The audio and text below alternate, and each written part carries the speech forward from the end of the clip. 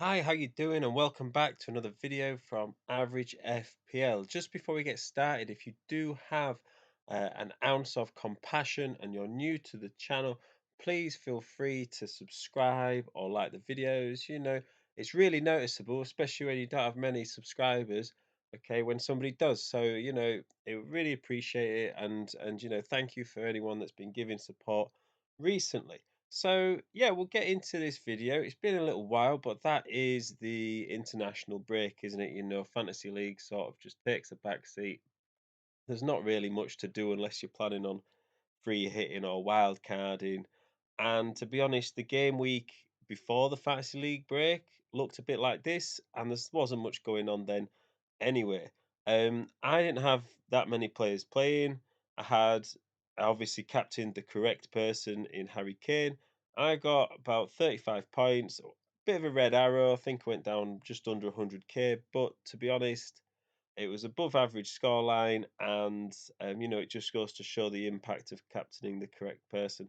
There's not really much to say about that. I was quite happy with the result in terms of just staying level where I am. Had a few green arrows before that, so it's okay.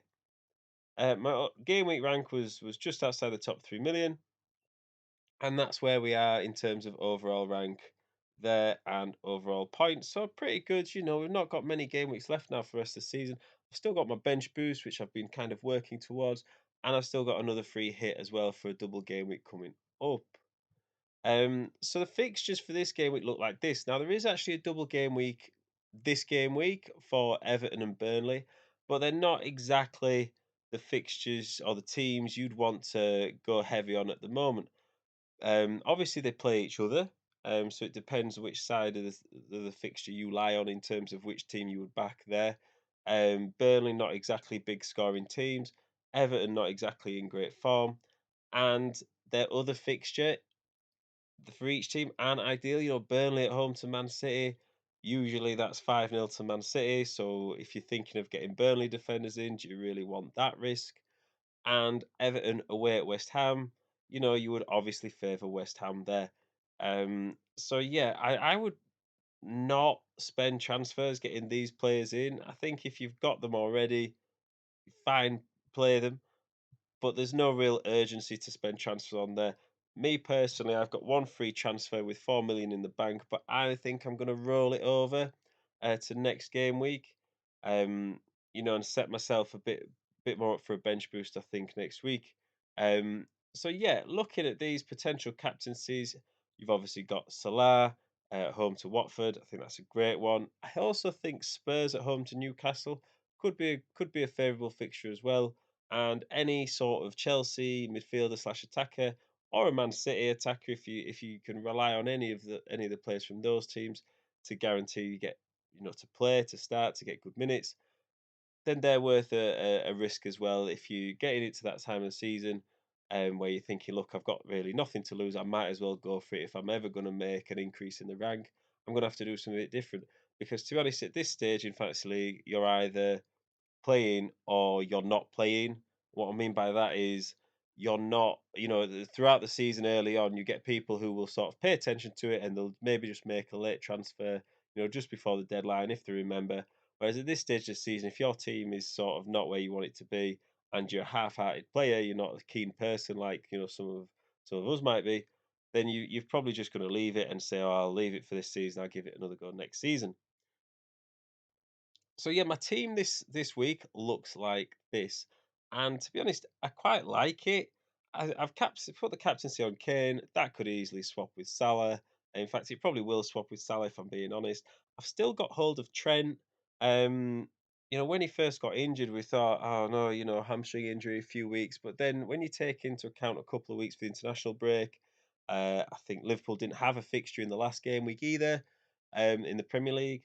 So, how much time is he actually missing? So I'm willing to hold on to him. He's actually not dropped in value either. He's still, if I sold him, it'd be 8 million still. And I know he's gone from 8.5 to 8.4, but in terms of my losing value for me, he would have to drop again for him to go to below value for me.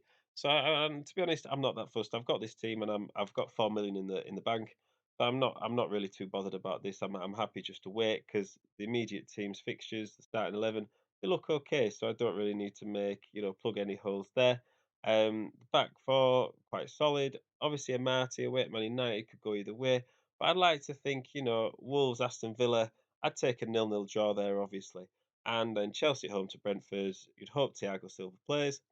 If he doesn't play and Trent doesn't play, then I've got a double game week player coming in anyway. But I know the theory is to always play double game week players, and last time it sort of got me because Brownhill did score.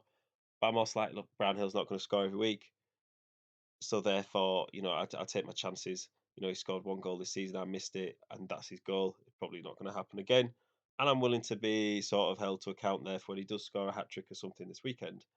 Um, so yeah, got South Ward Prowse away at Leeds. Okay, could go either way. Tony and Pookie away games. May hopefully get a goal between the two of them there.